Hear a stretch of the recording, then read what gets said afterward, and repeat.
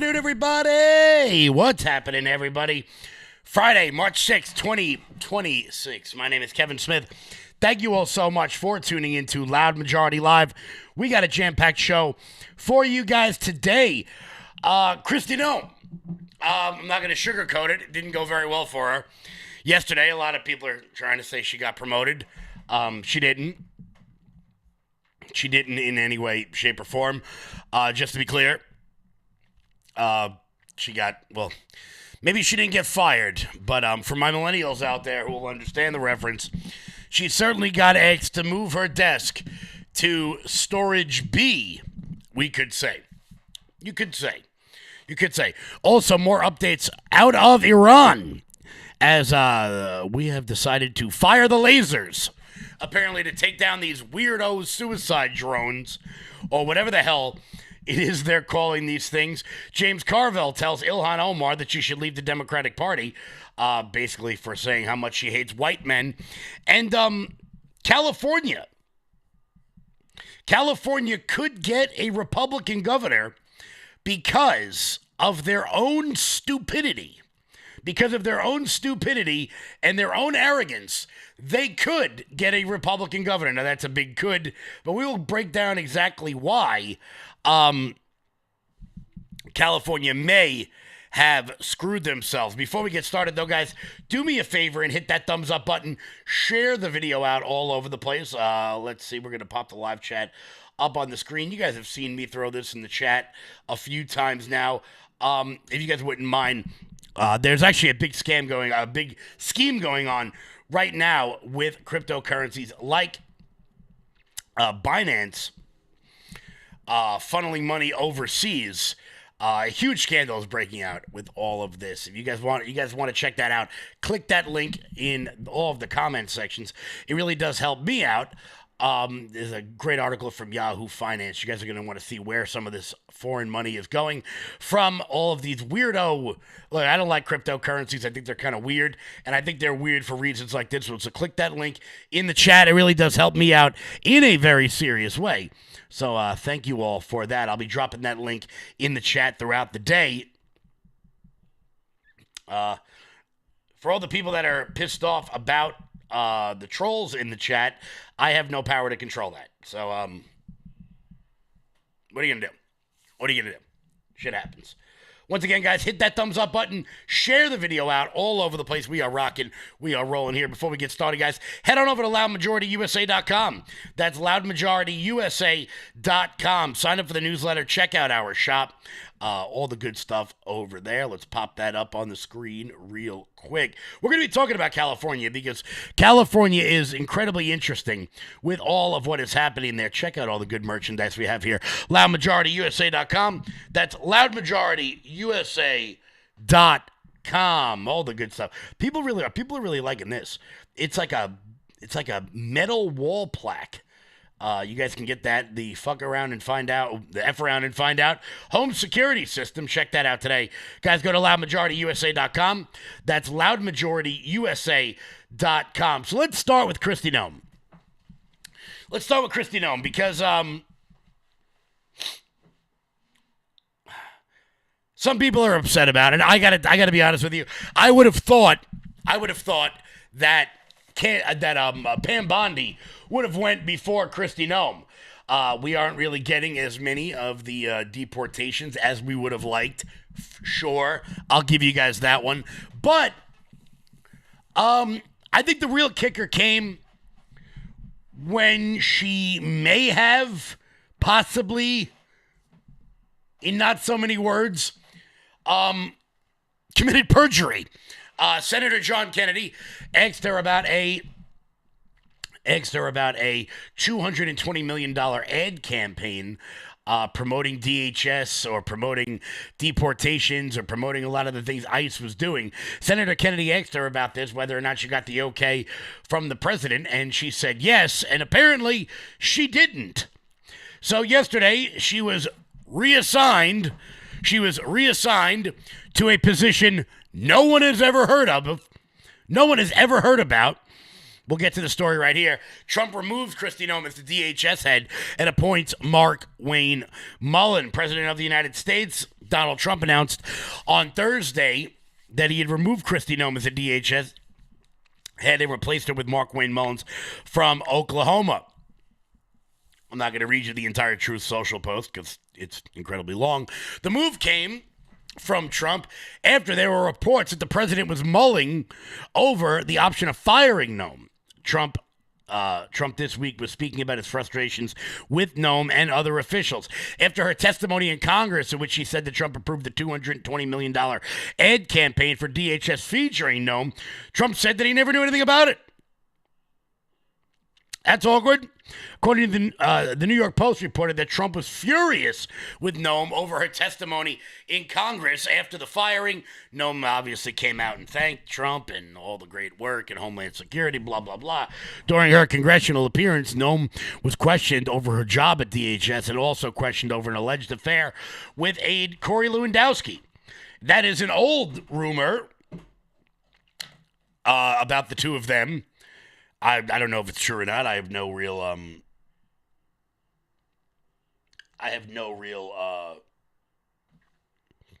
info on that. But apparently the old rumor then led to him getting a job at DHS, which probably isn't the best thing in the world to hire the person that people think you're having an affair with. That's not really great. At the time, Noem answered, "I'm shocked that we're going down and peddling tabloid garbage in this committee today." I mean, it's been a long suspected rumor. Personally, I don't really care who sleeps with who. That's really not something that I'm concerned about. The concern that I have is now she's going to be replaced with Mark Wayne Mullen. After being relieved at DHS, she got reassigned to some Shield Committee of the Globe or some We Are the World thing, something that no one has ever heard of before. My millennials will understand when I say this. She may not have been fired, but the Bobs came in and they fixed the glitch. So these things will just work out themselves. She may not have been fired, but she won't be receiving a paycheck anymore. They tend to do these things on Friday so that, less confrontation. You all know exactly what I'm talking about. Lumbergh came in and asked Milton if he would move his desk to storage B, and while he was down there, if he could just bring a can of pesticide with him. Maybe she wasn't outright fired. She was just reassigned to a position that nobody can explain and reassigned to a position that no one has ever heard of, which is certainly a demotion from being in the line of succession to being the president. So, not the best in the world. Of course, she was then replaced with Mark Wayne Mullen, who is awesome, from Oklahoma, which I got to tell you, in the long run, in the big picture, I think it is a downgrade. Here is why. The governor of Oklahoma gets to appoint a new senator. Kevin Stitt is the governor of Oklahoma, and he has been a bit stiddy in the way he has operated things as of late. Countering more to the middle, more to the neocon base. Now, I find it frustrating because we're losing a real MAGA senator, a guy who is a bit insane, if I'm being honest with you. Mark Wayne Mullen, who once attempted to beat the shit out of a union leader on the floor of the Senate. Which was hilarious, by the way. I loved it. But, obviously he's a no BS kind of guy. A few months after that, I guess, he then told Bernie Sanders that he didn't really care about his opinion because he's been in Congress longer than Mark Wayne Mullen has been alive. He was an absolute fighter. Now, I'm happy to have him at DHS. However, as far as the numbers in the Senate go, we've got 4 Republican senators that tend to vote against every single thing that we want. That would be Susan Collins, Lisa Murkowski, Mitch McConnell, and Rand Paul. We have a 3-seat majority. We are losing one of the most MAGA senators and putting him in DHS. It's an upgrade for DHS for sure, but what's that going to do for the vote count in the Senate?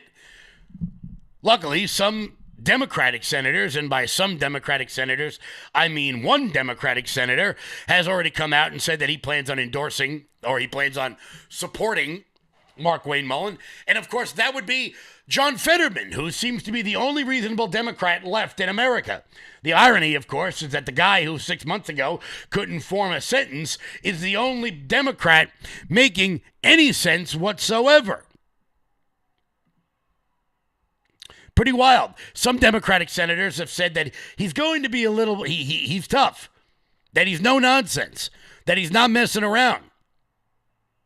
And I think that would be good, particularly in a time where we have hoped for more deportations and haven't necessarily gotten as many as we wanted. Here was CNN reporting. Yeah, and Mullin had a couple of really interesting things to walk us through. One of them, he joked at the time he still needed to talk to his wife about this news, given the fact that everything was moving very quickly up here on Capitol Hill. He also said that he is going to be trying to earn every single vote he can get.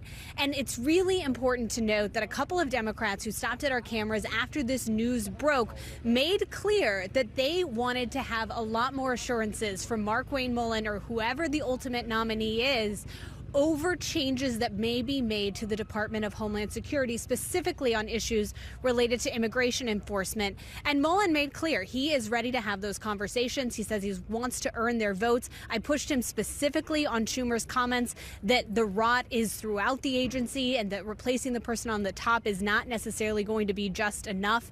And he made clear that he's willing to have a conversation with Chuck Schumer or whoever wants to come to him. So that is one of the dynamics that's at play right now. It's really important to just point out that Mullin is very close with Republicans in his conference as well as Democrats in their caucus. And he has had these relationships that he's been part of over the course of the last 3 years since he's been on Capitol Hill in the Senate specifically. So that is one dynamic that makes this very interesting, because while the DHS department is something that Democrats have been lobbying and arguing against over the course of the last several months, the reality is they do like Markwayne Mullin, and that is going to be a very difficult line to walk over the course of the next several months. Lauren, can Democrats then, can they get any concessions? Even if they may be more inclined to confirm a Mullin than someone else Trump might have picked, can they get some concessions from the Trump administration as far as the policy goes in this confirmation process?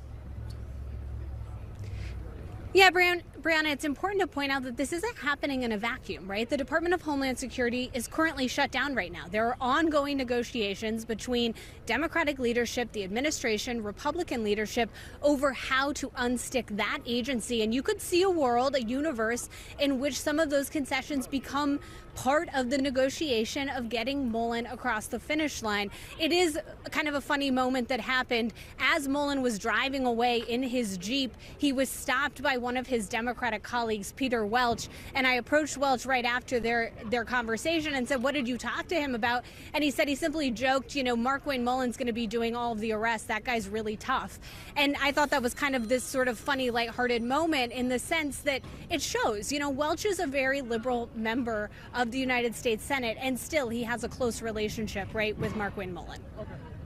Lauren Fox on Capitol Hill. Please stand by. Let us know. So it seems like Markwayne Mullin will not be facing any sort of real fight by the Democrats. Now, of course, as they said there, DHS is still currently closed. So if you're going to the airport anytime soon, make sure you get there really, really early. So did Trump pick the best option that's going to provide the least amount of fight in the Senate? For sure. And I think it's a good pick for DHS. What happens in the Senate remains to be seen. Remains to be seen how that's going to affect the vote counts moving forward. Of course, Senator Kennedy could always be counted on for the best and most hilarious take on any possible parliamentary-ish thing happening. But the president, when he called me Tuesday night, the night of the hearing, when he was mad as a murder hornet, he asked me what I thought about Mark Twain, and I said, A, I like him. B, he's very smart. C, he's a very good businessman. And D, if I didn't believe the three things I just told you, I'd lie to you because Mark Wayne would whip my ass. I wish I had it for you. I don't have it pulled up. Somebody put together, you know those stupid baby videos that everybody makes about everyone? They got like, you know, baby Dave Chappelle telling jokes and baby Joe Rogan having a good time. You know, they're all over the place. Well, somebody put together a baby John Kennedy, like, best moment. And as much as I hate those videos, they're absolutely hilarious. So, if you guys can find that, you know, send it over. I had it before. I don't know where the hell it went. But that was the big news coming yesterday. The big news coming yesterday. Of course, the big news today is that everyone in America who owns stock decided to sell it at the exact same time, as markets took a tremendous hit today, down nearly 2 points at the open of the bell. This following a horrific jobs report where, according to estimates last month, America lost 92,000 jobs, which isn't great. A lot of that has to do with cuts coming in the federal government, but a lot of that has to do with the AI revolution that is going on. A lot of jobs are being lost to automation. A lot of jobs are being lost to automation. When people retire, they aren't being filled again. So it is precarious in the job market out there right now. No doubt about that. No doubt about that whatsoever. The market took a steep dive today, both as, did you know this, by the way, we're at war. I know some people are saying we're not. We are. Straight out, we are. Let's hope that this sort of conflict is resolved in the time frame that President Trump has set forth, a month or two, because the more it goes on after that, now that he has put a timeline on it, the longer it goes on, the worse and worse it's going to get. Wild footage came out last night as Iran continues to just kind of fire their missiles indiscriminately all over the Middle East. There were shots of Beirut. There were shots in Lebanon. There were shots in Israel. They're just basically like hitting the button and just sending missiles out anywhere. Here's Trey Yingst talking about footage last night. This operation is really ahead of schedule. The Americans and the Israelis are continuing to pound the Iranian regime. The Iranians are still firing missiles toward Israel overnight. Some of those missiles overshot their targets and landed in the sea. Here's some video here that I shot in the early morning hours as this was taking place. We also know the Iranians used cluster munitions on a number of targets yesterday across Israel, but there were limited injuries reported. Those sirens sounding again today, sending the population into shelters. The Israelis, though, striking back, releasing some new video showing them going after Iran's ballistic missile launching positions. They say they've hit hundreds of these since the operation began, greatly reducing Iran's capability to fire large barrages of missiles into the Gulf or at Israel. Today, Israel's chief of staff commenting on the latest about this war. I am in continuous contact with my American counterparts, including the chairman of the Joint Chiefs of Staff of the United States, General Dan Kane, and the commander of CENTCOM, Admiral Brad Cooper. We are fighting based on shared interests and values. In this war, shoulder to shoulder, they are true friends. Through coordinated action, we are stripping the regime of its military capabilities and bringing it to strategic isolation and a point of weakness in which it has never been before. As the Israelis are looking east, they're also looking north. The Iran-backed Lebanese militant group Hezbollah launching new attacks over the border last night and even just last hour. The Israelis are striking the Dakhla neighborhood of southern Beirut, a Hezbollah stronghold, after ordering an entire evacuation of this part of the Lebanese capital. They say they were able to go after multi-story buildings that Hezbollah uses to command their attacks. Now, as the Iranians and their proxies are continuing to strike here around Israel and in Lebanon, we also know that the Gulf is coming under fire. Air raid sirens were sounding in Kuwait overnight. The Qataris say that new attacks were launched against their forces in the Gulf, and there is an understanding that Iran will continue these short-range attacks. The Iranians are also commenting on this conflict, saying this earlier today. We have no option just to put an end to the presence of the United States in the surrounding area of Iran. We told the Americans, And we told our neighbors that if they would like to put an end to the existence of the greatest civilization on earth, or the oldest continuous civilization on earth, then we have no option just to put an end to the existence and presence of the United States in the Persian Gulf area. A lot of tough talk from the Iranians, but while Iran talks, the U.S. strikes, and that's exactly what we've seen over the past several days. Just a concerted effort to deplete not only their missile supply in Iran, but also take out the leadership structure and the command centers that allow them to launch these attacks against Israel and U.S. forces in the region. It seems to be that's what at least the strategy up front is. Figure out a way to get Iran to deplete as much of its munitions as humanly possible so that they cannot fight back as we destroy them. They're using them, we're destroying them. It seems to be that's what the goal is right now. Also, real quick, to whoever that Iranian guy was talking there.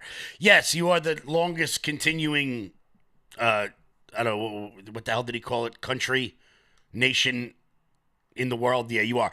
But just because you're old doesn't mean you're good. Okay? What sucked then still sucks now. Like you. So I just wanted to make sure I made a point to say that. What sucks then still sucks now. Although the indiscriminate nature in which Iranians are firing off these missiles is starting to piss off everyone in the region. They've now hit something like 12 countries with these ballistic missiles, and it's starting to annoy some people, which makes some sense. Particularly what's annoying them are these, quote, suicide drones, which is terrifying on a very serious level. Now the Ukrainians have decided to chip in and tell us how to shoot down these drones because apparently they come from Russia. All they do, they just fly into a building and they're so small that, like, our missile technology can't pick them up. So now we've had to go to new technologies all over the place, like laser beams. It's good to know that the Frau Farbissina meme of fire the laser has now become real life. This is a wild video. Check this out. A U.S. destroyer. There are at least 2 destroyers deployed in Operation Epic Fury that are equipped with the Odin. It's a new laser seen here a few days ago. Odin blinds drone sensors, causing them to crash. It's a last-ditch weapon used to defend ships from drone attacks. We're told it has not been used yet in Epic Fury. Now, the U.S. has deployed the EA-18G Growler to jam electronic signals, causing dozens of Iranian drones to fall out of the sky, and is using advanced precision laser-guided rockets to shoot down drones from the air, ground, or sea. The U.S. and Israel do continue their offensive strikes against drone storage depots and launchers. CENTCOM released this video showing it destroying an Iranian drone carrier, roughly the size of a World War II aircraft carrier. This multi-layered strategy counters Iran, which seemingly is trying to flood the zone with these cheap $35,000 Shahed drones until the Gulf states run out of expensive counter-drone munitions like the $4 million Patriot missiles. Ukraine is also helping to fight Iran's drones. This is an ad for the Sting. It's a Ukrainian drone interceptor, a quadcopter that hunts and takes down Iranian drones. Ukraine and the UK have also developed an AI-powered interceptor called the Octopus, which has reportedly been discussed by the Gulf states in this war. Ukraine is an expert at drone fighting, dealing with swarms of Iranian drones fired by the Russians. So I'd say 4 to 5 days a week, there's a very large strike of anywhere around 250 to 350, maybe a max of 400 drones in a day. So they're seeing what we're seeing, our worst days that we had, 2 or 3 days ago. They see that 3 to 4 days a week, every week for, say, 2 years. These Ukrainian drone interceptors cost about $3,000 each. That is nothing and could be a game changer in this war. Dana? All right, keep us posted on all of that. Very fascinating to watch. Thank you, Brian. Literally, there's someone somewhere on a ship yelling, "Fire the laser," and they're not kidding. I mean, on some level, that's like, it's like, oh, that's awesome. But on another level, it's good to know that we're just shooting laser beams all over the world to blow up small drones. I don't know. Has anybody... I don't know, between teaching AI how to fight and laser weapons, has anyone seen a sci-fi movie from the 80s? Like, that doesn't end well for everybody. But, you know, what the hell do I know? What the hell do I know, right? Absolutely wild. This comes as Congress decided to pass another useless resolution. There's quite literally nothing that is done in politics that is more pointless than a resolution declaring Iran a state sponsor of terror. There's a few reasons why this is completely useless and all for show. Number one, because they did it 2 years ago under the Biden administration. It's just a complete show vote. But it was actually a little nugget that changed. Brian Mast of Florida put up the resolution that designated Iran a state sponsor of terror, even though, we did that already. Except this time, dozens of Democrats voted no on it. Now, the exact same resolution was put up during the Biden administration, and 420 members of Congress voted yes. This time, 53 voted no, which means 52 current Democrats think that Iran has gotten less, I don't know, what would you call it, less terroristy in the last couple of years. Of course, among them are the ones that you can assume: Ilhan Omar, Ayanna Pressley, Rashida Tlaib, AOC. The resolution said that the Islamic Republic of Iran remains the world's largest state sponsor of terrorism and provides substantial financial and military support, including Hezbollah, Hamas, and the Houthis, something that we already figured out last year. But, nothing says Congress like passing votes that don't matter. Don't matter at all. 53 Democrats voted against it.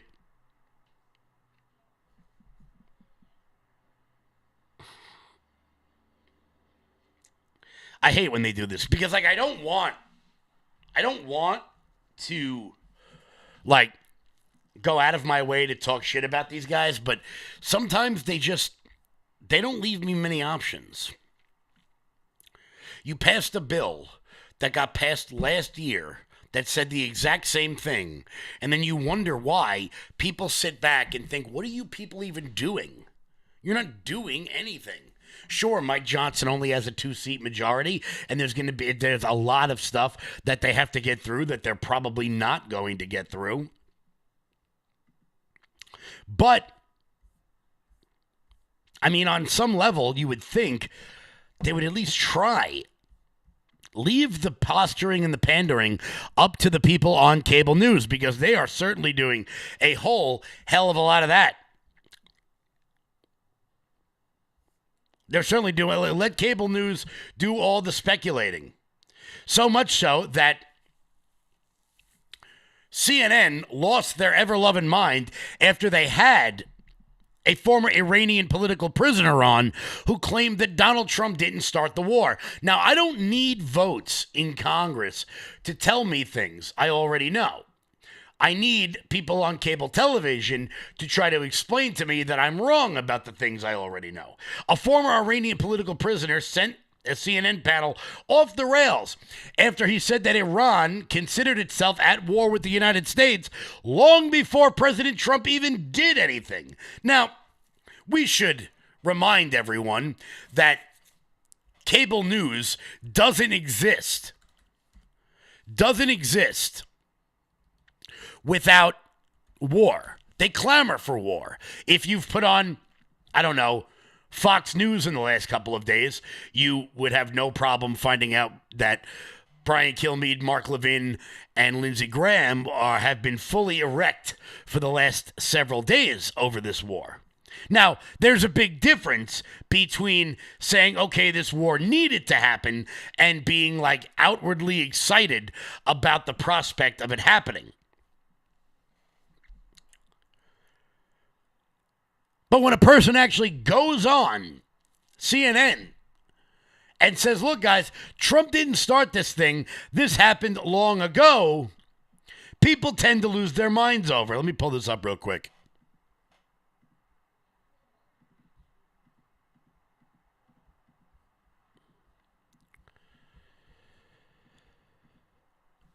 I don't. So what the brutality. My experience has shown that there is a situation, unfortunately, where the balance of forces inside a country are so skewed against the people who are unarmed, who are disorganized. In other words, they don't have access to political parties. They don't have access to newspapers. They don't have the ability to organize or mobilize. So just to be clear, this guy was a political prisoner in Iran, released 10 years ago. And listen to the way the arrogant liberals on this show tell him, no, we know better than you. They are so weak in relation to this the regime that they really cannot dodge it. Can I just say something about war? I mean, I think it's very interesting. The parsing of the language. Well, the question. I mean, I know this may sound controversial, and among my friends, some of them is controversial. That's okay. But I think that a lot of commentary is missing, perhaps, the big picture. I agree. And there is a big picture here, and perhaps to simplify it, I would put it this way. I don't think it's right to say that President Trump has started a war with Iran. I think President Trump wants to finish a war that Iran started in 1979, 47 years ago. And these aren't just words. Let me just tell you an anecdote. In the 2003, 2004, when I was there in Iran working on projects at a very high level, I was talking with deputy ministers, I was talking with, going back and forth, and I was in the foreign ministry in Tehran, where I met someone who was very senior, and he was semi-sympathetic with the projects we were doing. But as I was leaving, he looked me in the eye, and he said, you as an Iranian American, I want you to know something and listen very carefully. He said, we in this building, and what he meant is the foreign ministry, which meant representing the government, which means representing the regime. He said, we believe we are at war with the United States.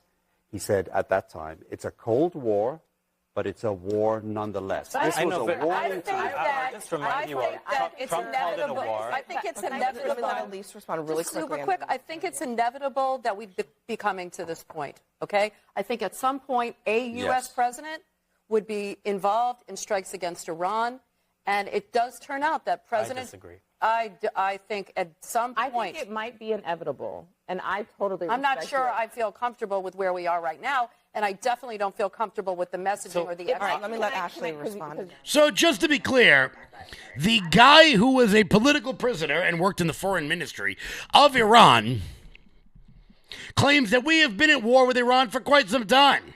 Naturally, the arrogant liberals on CNN go, well, I just feel like we're not. Deep down, I feel it. So, the guy who was there and spoke in the foreign ministry of Iran claims that Iran has been in a Cold War with us for at least 10 years. And CNN pundits and weird Democratic political consultants don't go, oh, maybe someone who knows what they're talking about would contradict my preconceived notions of the way the world works. No, they would never do that. It's a bit like taking stock advice from your poorest friend. Someone who has no idea what they're talking about tells someone who does it for a living exactly how it works. But if that's not CNN, quite frankly, I don't really know what the hell is. I really don't know what is. Guys, we'll be back in 1 second because we do have a fun story that I want to get to.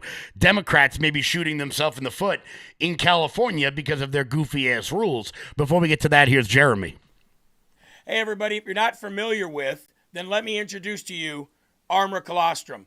Now, I didn't know what colostrum was up until a few years ago. I'd never even really heard of it. And then my wife turned me on to Armra Colostrum.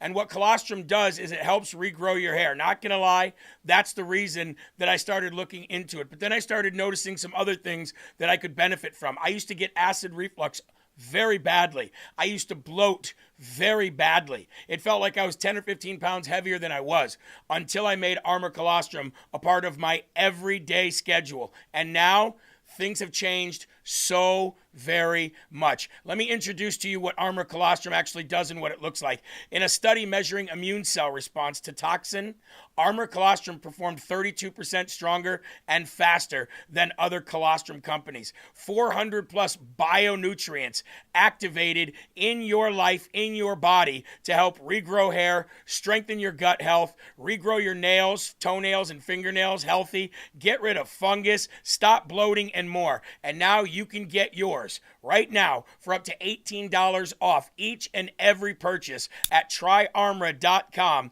Promo code LFATV. Click the apply button once you've entered the code and watch your discount fall off. That is tryarmra.com/LFATV. Order now. Guys, head on over to tryarmor.com and use code LFATV. That's tryarmor.com and use code LFATV. So, California. Oh, California. California dreaming. Hotel California.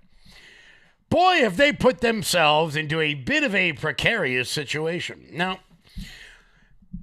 elections are done differently in every state all over the country. Some people have an outright primary. Some people have a winner-take-all system. Some people have a runoff system. Well, California has what's called a jungle primary. A jungle primary. That means, technically, no one is running under the guise of a political party. So here in New York, for example, you have primaries that are run by each political party, one by the Republicans, one by the Democrats, one by the Working Families Party, one by the Conservative Party. Those are the four big political parties here in New York. Whoever wins those goes on and they take on each other. But California doesn't do it that way. What California does is their primary system is the entire field. Everybody from the libertarians to the communists run against each other. And then the top two candidates, regardless of party, will run against each other in a runoff for the election. So there are two Republicans right now running in this said jungle primary. Sheriff Sheriff Bianco, and Steve Hilton. Steve Hilton, you'll remember from Fox News.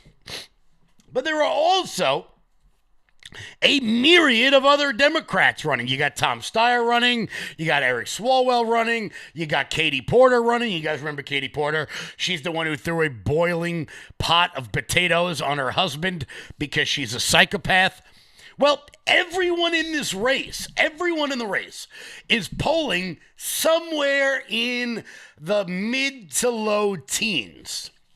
So what does this mean? Well, what this means is if everyone stays in the race right now, as it stands, the top two vote getters in May, when they have their primary, May I believe it is, the top two vote getters will run off against each other for the governor of California.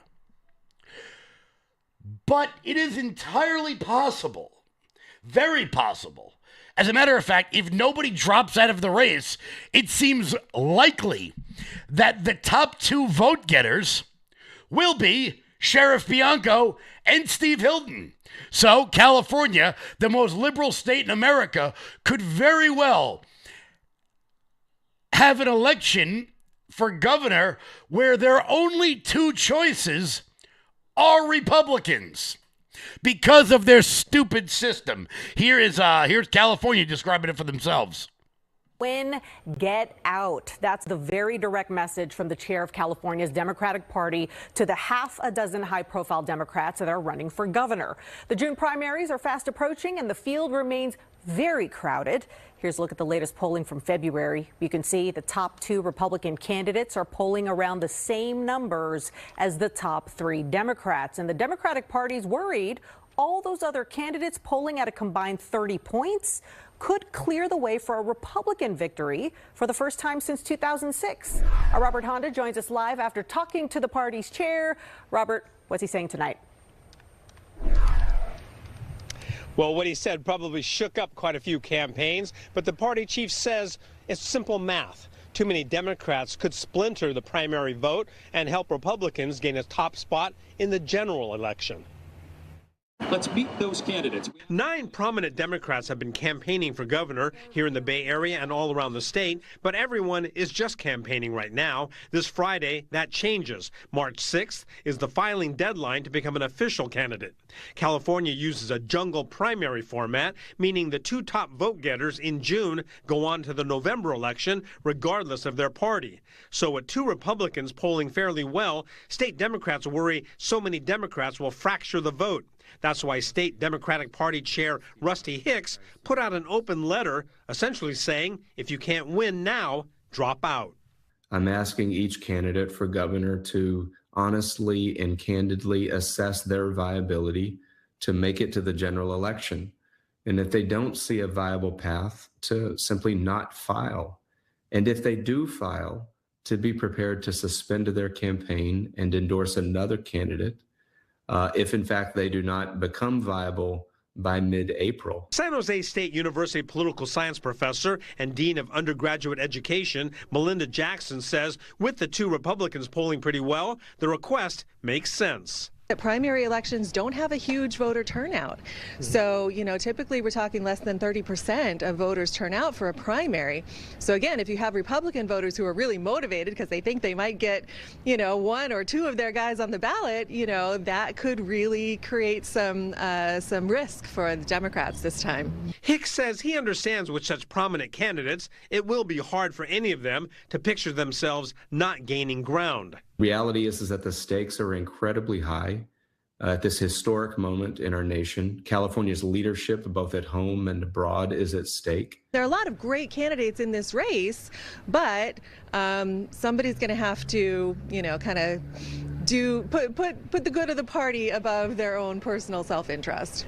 Yeah, and if there's one thing we know about politicians, they'll definitely put the good of the party above their own self-interest. That's right. So, as it stands right now, if everyone who stays in the race, if everyone who's in the race stays in the race, and there is high Republican turnout, enough Democrat votes get splintered so that they, all 8 or 9 of them that are in the race, finish 3rd, 4th, 5th, 6th with like 15% of the votes each, and Bianco and Hilton finish 1 and 2, California Democrats may not have a choice. They will either have to vote for Republicans, either way. That's hilarious. That is so great.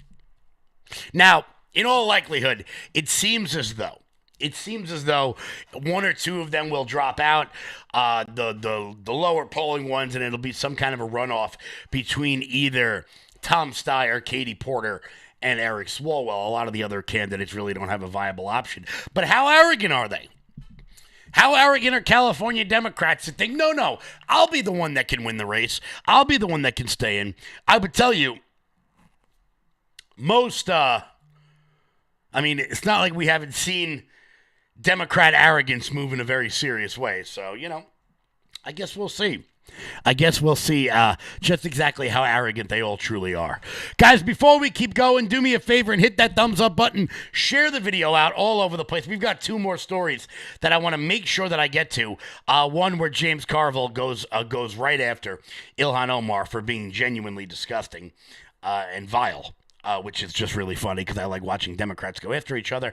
And another one, a very strange a very strange lawsuit out of the state of Washington that I don't even know what to make of, if I'm being totally honest with you. Before we get to that, guys, Mike Lindell. I'm excited to announce that we're having our first ever mega sale on overstock clearance and brand new products. For example, save over 50% on this season's flannel sheets. Queen size only $59.98. Kings only $69.98. They sell out fast every year, so order now. Save 20% on our brand new My Crosses. They're designed in the likeness of the one I've worn every day for over 20 years. They come in men's and women's, and they're made right here in the USA. Get our 2025 six-piece My Towel sets for only $29.98. Our initial quantities are extremely low, so get them now before they go. And our best-selling standard My Pillows, just $14.98. So go to MyPillow.com or call the number on your screen. Use this promo code to take advantage of our first ever mega sale. But wait, remember that $75 free shipping rule? Well, that ship is sailed because right now, every order ships absolutely free. Guys, head on over to MyPillow.com and use promo code LOUD. That's MyPillow.com, promo code LOUD for up to 80% off everything on the website. That's MyPillow.com, promo code LOUD. So, Ilhan Omar is in a little bit of trouble with famed Democratic strategist James Carville, who appeared on the Stephen A. Smith show over the last couple of days. This from the Post-Millennial. Veteran Democratic strategist James Carville has criticized Ilhan Omar over her remarks about white men. Go figure. On Wednesday's appearance of the Stephen A. Smith show, he doubled down for Ilhan Omar to leave the Democratic Party. Stephen A. Smith asked Carville about a resurfaced clip from May of 2025 in which Carville suggested Omar should consider leaving the Democratic Party and forming her own political movement after a resurfaced clip went viral of Omar saying that I would say in this country you should be more fearful of white men across the country because they are actually causing most of the deaths within our country, which of course mathematically, statistically, in reality isn't true, but Ilhan Omar said it right as she elevated her voice at the end of every sentence. So for some reason, people take her seriously. Here was James Carville shitting all over the worst person in America. I have a lot of friends in Minneapolis, and people think, a lot of people think well of her, but she started attacking white males. And I'm saying, wait a minute, let's stop. All right, in 2024, 72% of the people that voted were white. All right, that's just a fact. Of that 72, probably 48% or 48.5% were male. So it's somewhere around, I did the math on the thing, about 33% of the people that are going to vote are going to be white males. Well, it's stupid to attack 33% of the voters. Right. That's not, you don't want to start there. You know, what you try to do is you start and you build up. And so what I would say to Congressman Omar, why don't you be a Democratic Socialist of America? Do what AOC did. Yeah, just leave the party.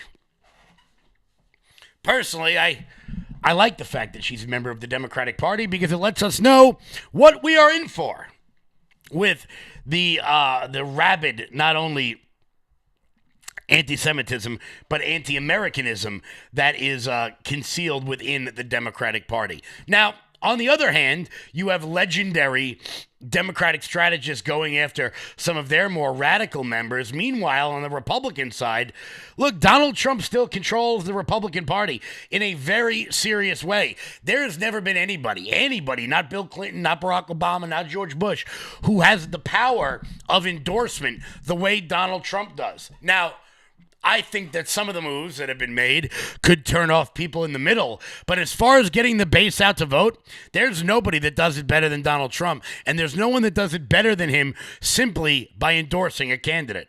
You know, Trump yesterday on Truth Social essentially said, when I endorse, it's a very big deal because the people that I endorse, the endorsees, almost always win. And as it turns out, the president is correct on this. He is a GOAT when it comes to Republican primaries. He is a Tom Brady. He is a Babe Ruth, because take a look here. Times Trump endorsed these won GOP primaries, congressional and gubernatorial races, 98% in 2020, 95% in 2022, and then 96% in 2024. Now, I will note that oftentimes he endorses incumbents, and those folks don't necessarily have very hard challengers. But even when he endorses challengers against incumbents, the challengers win a majority of the time. His endorsement, President Trump's endorsement, is as good as gold in Republican primaries. You know, you compare it to Tom Brady. He actually does better than Tom. Tom Brady lost a few Super Bowls, stunningly. Yeah. Donald Trump almost never loses when he endorses in a primary. Because why? Why? Because Republicans love Donald Trump more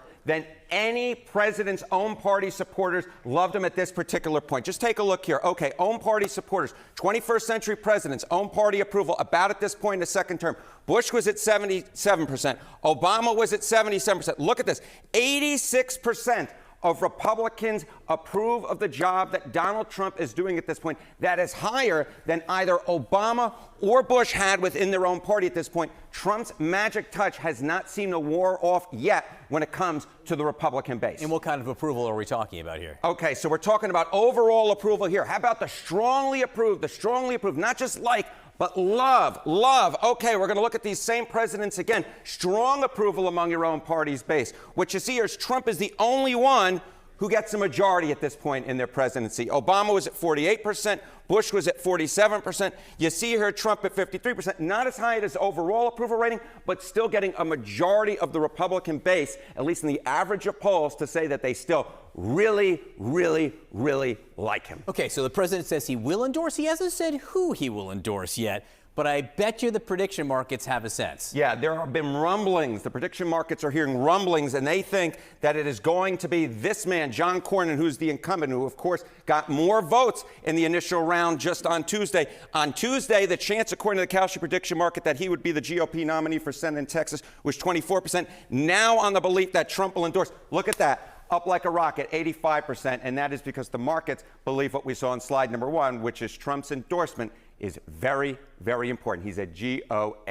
And that increase really only because of the endorsement. Let's you be got clear that about right. that. Harold Lutton, thank you very much. Thank you, my friend. A lot of news this Now, morning. a lot of people think that there's been a deal made, or there may be a deal made in the future for Ken Paxton. I know much of the MAGA base wants Ken Paxton. I want Ken Paxton.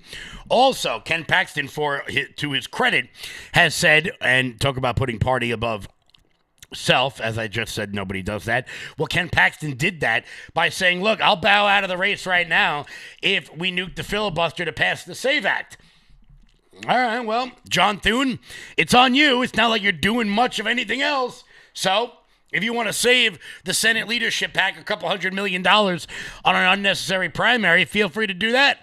Also, I think it would be very good if we were to do that, and then let's just say President Trump had the intention of, I don't know, replacing another cabinet member, let's just say Pam Bondi.